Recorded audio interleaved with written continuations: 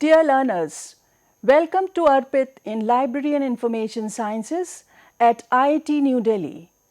I am Manorama Tripathi, Librarian, Jawaharlal Nehru University, New Delhi.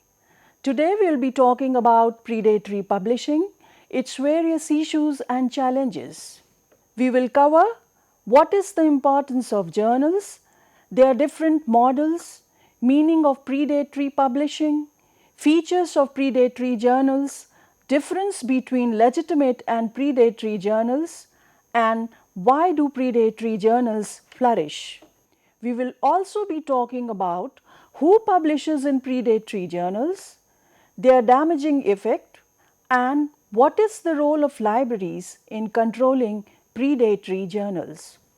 Learners, as you all know, research is all about undertaking studies to address problems which humanity faces and communicating the results and findings to a broader audience. In education and research, communication is done through publication in scholarly journals. It is well acknowledged that the journals are the best channels of communication. Whatever the journals publish is final, definitive and citable as it undergoes rigorous review process for content, methodology, language and ensures that the findings are in sync with the methodology adopted. The data which underpin the findings are made available for others to use, reuse and validate the research outcomes. The journals help in registering the claims of the researchers that they are the first to report the unique findings. Further, as we know that the journal publishing has evolved immensely with the advent of internet and associated technologies. The first journal was published in 1665. Ever since then, the number of journals has increased significantly. At present, there are more than 38,000 journals published across the globe. There are open access journals too. DOJ, which stands for Directory of Open Access Journals, indexes more than 13,000 open access journals published from 130 countries. The model of open access journal publishing aims at providing equitable access to research findings immediately after it is published. The model of open access has two types: green open access. Under this model, researchers are allowed to put their manuscripts in institutional repositories and it becomes accessible to one and all. Then we have gold open access. Researchers pay author processing charges to make their content immediately accessible upon publication. And this very model is being used by predatory journals too. That is, the predatory journals charge APC for publishing the manuscripts, but they do not undertake rigorous peer review activities. Predatory publishing, this term was coined by Jeffrey Beall sometime in 2010. Jeffrey Beall was a librarian. He studied, followed and maintained lists of various predatory journals until 2017, and he evaluated and maintained the lists after he evaluated and maintained the list of predatory journals in accordance with the principles and criteria mentioned in COOP. COOP stands for Committee on Publication Ethics. He also consulted principles of transparency and best practices in scholarly publishing. At present, there is another website which is known as Cables. This website is available against a subscription fee, and this website also maintains blacklist and whitelist of the journals to help the researchers to find right journals for publication. So, predatory journal is generally defined as for-profit open access journal publication of scholarly articles without the benefit of peer review by experts in the field or usual editorial oversight of the journals in question. The journals have no standards and no quality control and frequently publish within a very brief period of time while claiming that articles are peer reviewed.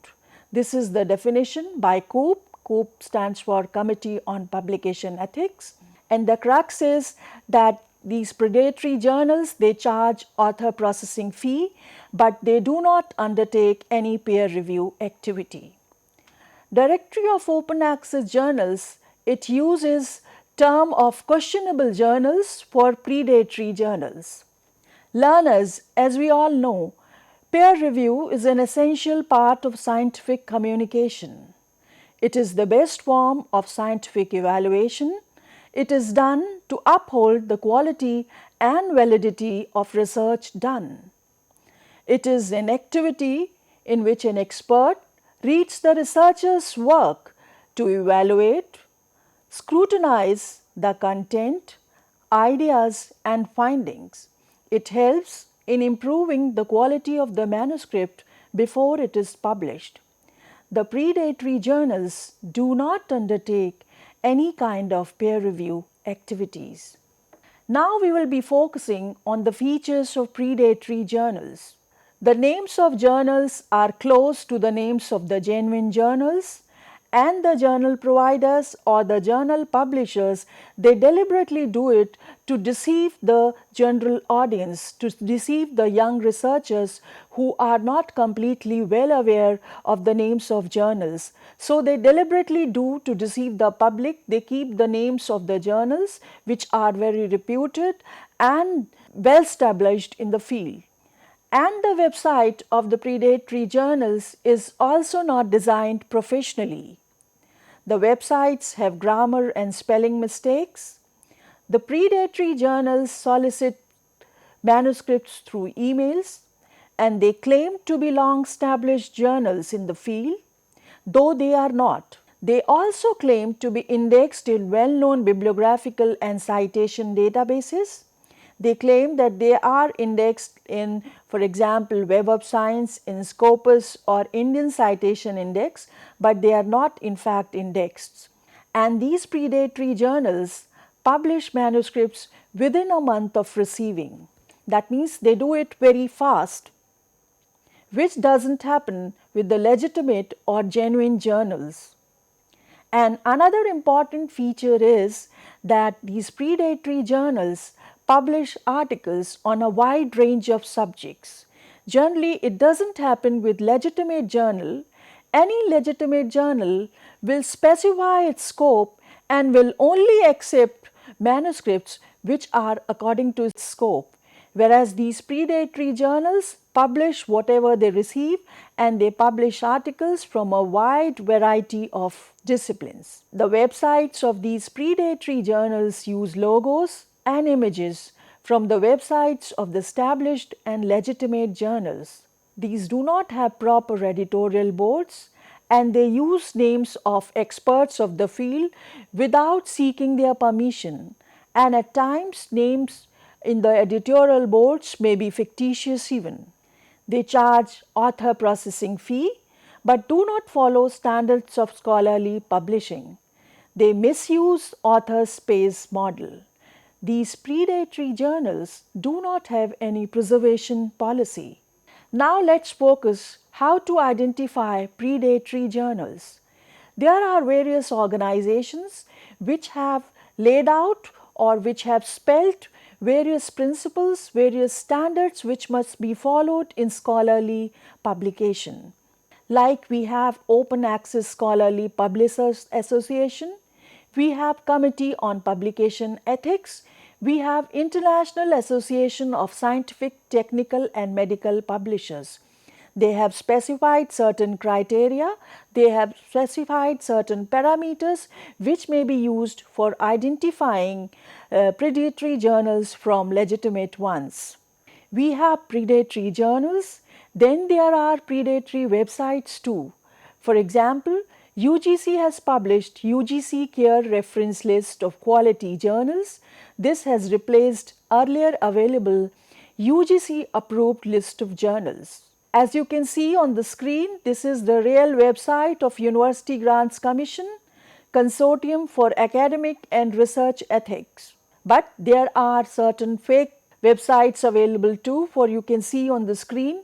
It is carejournals.in. This is not the real genuine website. And it claims, this carejournals.in, which is a fake website, it claims to publish manuscripts in UGC Care Journals, which is certainly wrong.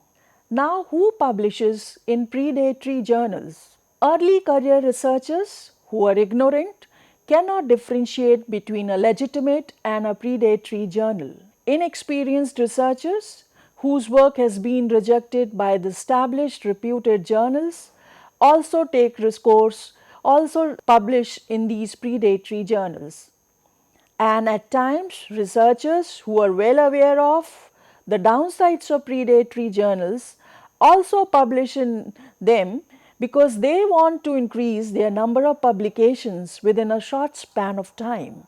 Then learners, as we all know, this well-known concept of publish or perish, because promotions and grants are linked to number of publications the researchers have. So in order to increase the number of publications, researchers publish in predatory journals. Then there are pseudo-researchers who want to advocate their research findings. They also publish in predatory journals. Another important fact is that the low acceptance rates of the core well-established journals, fierce competition compel researchers to take help of predatory journals and get published. Now let's see what is the damaging effect of predatory publishing. What are its downsides and how does it affect all stakeholders? Predatory publishing enhances misconduct in research. Researchers may fabricate, falsify data, plagiarize content, and publish the same in predatory journals. The false research is indexed in Google Scholar and it attracts more number of reads and citations, which implies that other researchers built or developed their work on the research published in predatory journals. It also puts at risk the cumulative nature of science. The fraudulent research and erroneous findings get into scientific literature and circulation. Then another drawback is that the enormous amount which the funding bodies or the governments worldwide spent for addressing the problems of the mankind is also wasted. That is, the enormous amount of money of funding bodies is wasted. And further, which is also very important reason or the damaging effect, is that the trust of public in research and science is wasted, is eroded. Now we have seen that there are predatory journals and publishing in predatory journal has tremendous damaging effect on all the stakeholders. Now there are certain checkpoints for researchers to keep in mind for identifying predatory journals. So when a researcher has to submit his manuscript, he can evaluate according to these checkpoints which are there on the screen. Is the journal or publisher well known? Is the journal to which the researcher is trying to submit his manuscript is indexed in bibliographic and citation databases? Because this is also one of the major checkpoints. If a researcher wants to publish, he should find out if the journal in question is indexed in Web of Science, is it indexed in Scopus, is it there in Indian Citation Index. So this is one of the important criteria which the researcher must take into consideration. Then, does it have a properly designed and maintained website? He should visit the website of the journal in order to make out what is the name real or is it deceptive in nature? Does the name resemble to some other journal already established in the field? What is the scope of the journal? Whether it is well defined, whether it is limited, whether it is restricted, or whether it accepts, it is prepared to publish manuscripts from a wide variety of disciplines. A researcher must also focus on the layout of the website. He must look into and find out whether the language and grammar of the website is error free, because it has been observed that the websites of predatory journals are not professionally designed. There are a lot of errors with regard to grammar, with regard to spellings, and so on and so forth. And generally, a well established or genuine journal mentions instructions for authors. So, a researcher should find out whether instructions for authors are there on the website, and then researchers should also see to it whether the journal has mentioned some peer review policy. Do they have some peer review policy? What is the policy, and does it undertake peer review, blind review, double blind review, and so on and so forth. And learners, nowadays all journals have mandated that underlying data of the submitted manuscript should be made available for the public to access in some repository. So, whether this research data policy, whether the predatory journals have some research data policy or not, the researchers should find out. Then whether the predatory journals have some kind of retraction policy or not, because generally genuine or reputed or established journals of the field have retraction policy which they very clearly specify on their websites. Then archiving and preservation policy, backup plans, whether they are member of clocks or not, these are the things which must be looked into. Then whether the predatory journal or whether the journal is inviting submissions through email, or do they have some kind of submission portal. What is the policy of the journal with regard to ownership and management? What are their access models? What are their revenue sources? What are their business models? Whether they will accept APC, author processing charges, or whether they get some kind of institutional support. These things must be looked into. Generally, all the genuine and established journals of a field have policies for dealing with the allegations of misconduct. So, a researcher must see to it whether the journal they are planning to submit their manuscript has the policy for dealing with the allegations of misconduct, and does the website mention conflict of interest. Since the problem of predatory publishing is on the rise, then it has to be curbed, it has to be controlled in order to benefit, because it has lot of damaging effect for all stakeholders. So, in order to prevent its rise, in order to curb the rising of predatory publishers, libraries have a tremendous role to play, because libraries are basically advocates. Their basic role is to spread information. Their basic role is for information dissemination. They are basically entrusted with the responsibility of sensitizing researchers. That means they have to sensitize the researchers and faculty members to the issue of predatory journals and conferences. Then the role of authorities of universities and higher educational institutions, they have to ensure strict compliance to rules. The universities, higher educational institutions and funding bodies should clearly spell that the researchers will not get any credit, will not get any point for publishing in predatory journals and participating in the predatory conferences. Then the researchers should know of certain tools, certain websites which are available, which helps the researchers in identifying predatory journals. One website is Think Check Summit. What does it do? It helps the researchers in identifying reputed journals of their field.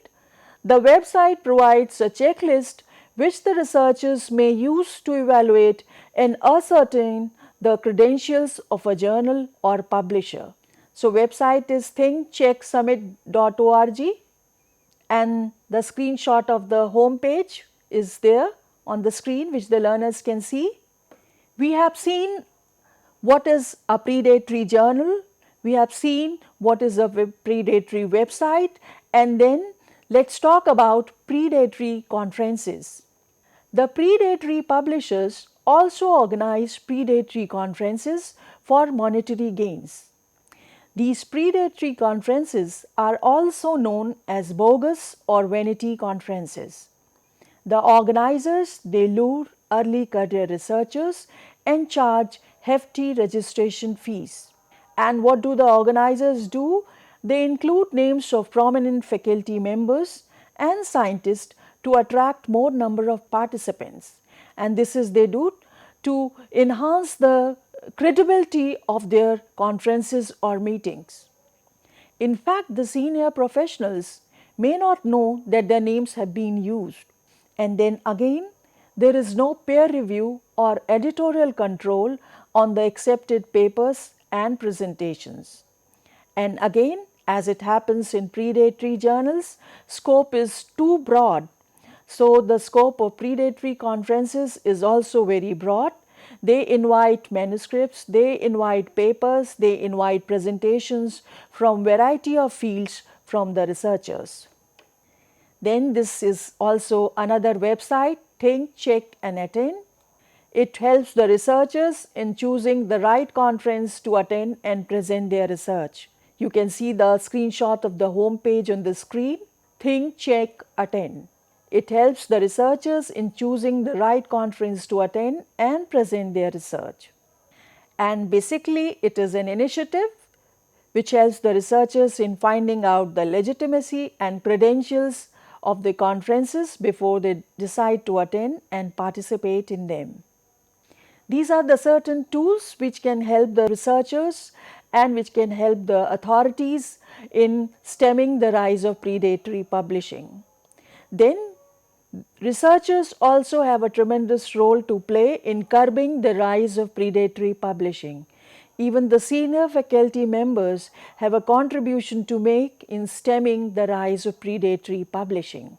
The researchers should be cautious and well informed of the reputed, legitimate journals of their field. They should be aware of how to choose the right journal for disseminating their research findings. They should focus on quality research instead of enhancing the number of publications. Further, the senior faculty members should train researchers and their junior colleagues in cultivating right research attitude and skills, working hard and adhering to the principles of academic integrity and honesty. So now to conclude, we will see what we have done. Learners, as you have observed that we have covered various aspects related to predatory publishing. We have focused on what is predatory publishing, how does it affect all stakeholders, researchers, scientific literature, funding bodies, and the society at large. Researchers can also use different parameters to differentiate between a legitimate and a predatory journals. We have also seen that libraries have tremendous role in preventing predatory publishing. I hope you have benefited from this presentation. In case you have any observation or comment or query, please do write to me on discussion forum of ARPIT, or you may send an email to manoramatripathi2@yahoo.com.